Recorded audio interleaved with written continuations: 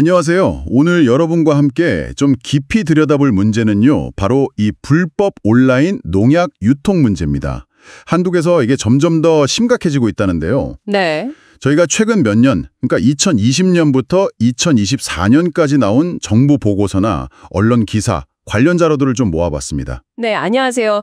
자료들을 보니까 문제가 생각보다 더 빠르게 퍼지고 있더라고요. 그렇죠. 이걸 통해서 실태가 어떤지, 또 얼마나 위험한지, 대응은 어떻게 하고 있는지 그 핵심만 딱 짚어보려고 합니다.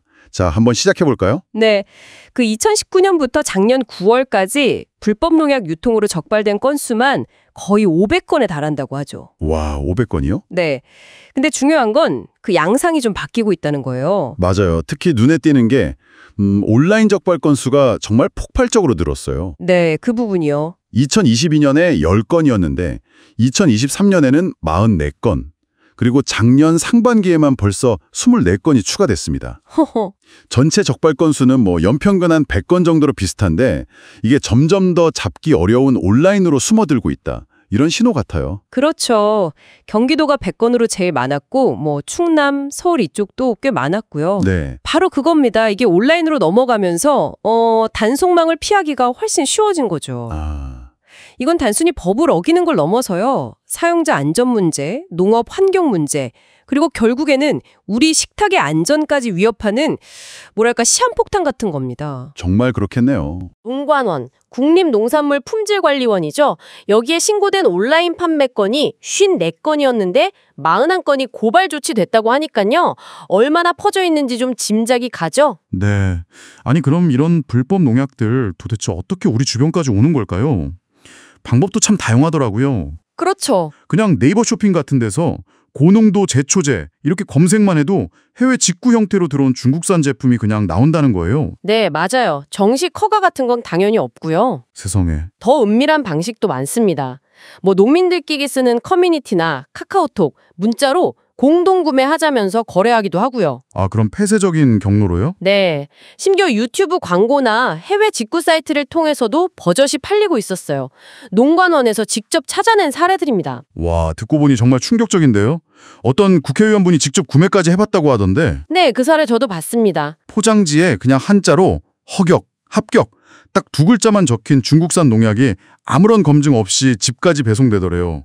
안전은 그냥 없는 셈이죠. 이게 바로 핵심적인 질문을 던지게 하는 거죠. 어떻게 이런 제품들이 규제를 다 피해서 들어오는 걸까? 그러게요. 근본적으로 미등록 농약은 안전성 자체가 확인되지 않았다는 게 가장 큰 문제입니다. 네. 게다가 농약관리법상 온라인 판매는 명백히 금지되어 있고요. 전자상거래법에 있는 허위 과대 광고 금지 조항에도 당연히 걸릴 수 있는 사안이죠. 아, 법적으로 아예 온라인 판매 자체가 안 되는 거군요. 그럼 이거 팔거나 하면 처벌은 어떻게 되나요? 네, 농약관리법에 따라서요. 미등록 농약을 만들거나 수립, 판매하면 최대 3년 이하 징역 또는 3천만 원 이하 벌금형에 처해질 수 있습니다. 꽤 세네요. 네, 그리고 온라인 판매, 그러니까 통신 판매만 해도 최대 1년 이하 징역 또는 1천만 원 이하 벌금이고요. 심지어 이걸 모르고 사용한 농민도 처벌 대상이 될 수 있어요. 사용한 사람도요? 아, 법은 꽤 엄격한데 왜 이게 근절이 안 될까요? 온라인의 익명성 때문에 사실 적발이 쉽지 않은 탓도 크고요. 네. 하지만 더 심각한 건 만약 이런 불법 농약을 사용했다가 농산물에서 기준치 넘는 농약 성분이 검출되면 정말 큰일 나는 겁니다. 어떤 식으로요? 농가는 출하 정지는 물론이고 생산한 것 전량 폐기해야 하고 과태료까지 물어야 하거든요. 하루아침에 정말 막대한 손실을 입게 되는 거죠. 아, 이게 단순히 한 농가의 피해로 끝나는 게 아니라 합법적으로 판매하는 시장을 교란시키고 결국 우리 농산물 전체의 신뢰도를 깎아먹는 결과로 이어질 수 있다는 게 더 큰 문제입니다. 네. 저공부도 당연히 가만히 있지는 않겠죠. 대응은 어떻게 하고 있나요? 물론입니다. 농가원이 작년 하반기부터 해외 직구 사이트나 유튜브, 국내 쇼핑몰까지 정말 샅샅이 실시간 조사를 벌이고 있어요. 아, 실시간으로요? 네, 그래서 불법 게시물 보이면 바로 지우고 차단하고요. 법적 조치도 하고 또 이런 거 사면 안 된다, 위험하다 이런 홍보 영상도 만들어서 계속 알리고 있습니다. 농촌진흥청이나 지자체 특사경 같은 곳들도 단속에 나서고 있는 거고요. 그렇죠. 경기도 특사경이 작년에 대대적으로 단속해서 위반 업체들 적발하기도 했고요. 필요하면 경찰하고 합동 단속도 하고 수사 의뢰도 하고 있습니다. 민간에서도 뭔가 노력이 있나요? 네, 작물보호제 유통협회 같은 곳에서는 정부의 단속 좀 더 강화해달라 이렇게 공식 요청도 하고 자체적으로 의심되는 업체를 직접 찾아가서 시정을 요구하기도 한대요. 직접 찾아가기까지? 네, 농협 같은 곳에서도 교육을 강화하고 있고요. 다만 좀 안타까운 건 일부 농민단체에서 불법 공동구매를 시도한 사례도 발견돼서 내부적인 경각심도 좀 필요해 보입니다. 그렇군요. 온라인 쇼핑몰들도 자체적으로 뭔가 하겠죠? 네, 자체적으로 차단 노력도 하고 방송통신심의위원회랑 협조해서 모니터링도 강화하고 있습니다. 그럼 농업에 종사하시는 분들 입장에서 보면 이건 정말 남의 일이 아니네요. 진짜 조심해야겠어요. 그렇죠. 안전이 검증 안 된 농약은 작물 피해는 물론이고 사람이나 환경에도 치명적일 수 있습니다. 적발되면 경제적 타격은 말할 것도 없고요. 네. 그래서 아무리 급하고 또 가격이 싸다고 해도 반드시 농협이나 정식으로 등록된 농약상 같은 허가된 곳에서만 구매하셔야 합니다. 절대적으로요. 구매할 때 라벨 확인도 꼭 해야겠군요. 뭐 등록번호라든지 한글 표시, 제조사 정보 같은 거요? 맞습니다. 그리고 온라인 쇼핑, 중고거래, 문자나 SNS 통해서 사는 거 이건 절대 안 됩니다. 금물이에요. 네.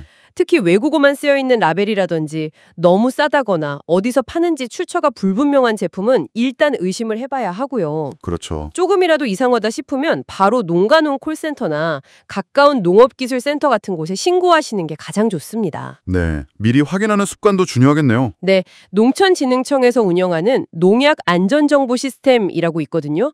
여기서 미리 이게 등록된 제품인지 안전 사용 정보는 어떤지 확인하는 습관을 들이시는 게 중요합니다. 네, 결국 이 불법 온라인 농약 문제가 생각보다 우리 가까이에 와 있고 그 위험성도 상당히 크다는 걸 오늘 확실히 알 수 있었습니다. 네, 오늘 이야기를 좀 마무리하면서요. 이런 질문을 한번 던져보고 싶습니다. 단속을 강화하는 것도 물론 중요합니다. 그런데 왜 농민들이 위험을 알면서도 이런 불법 농약을 찾게 되는 걸까요?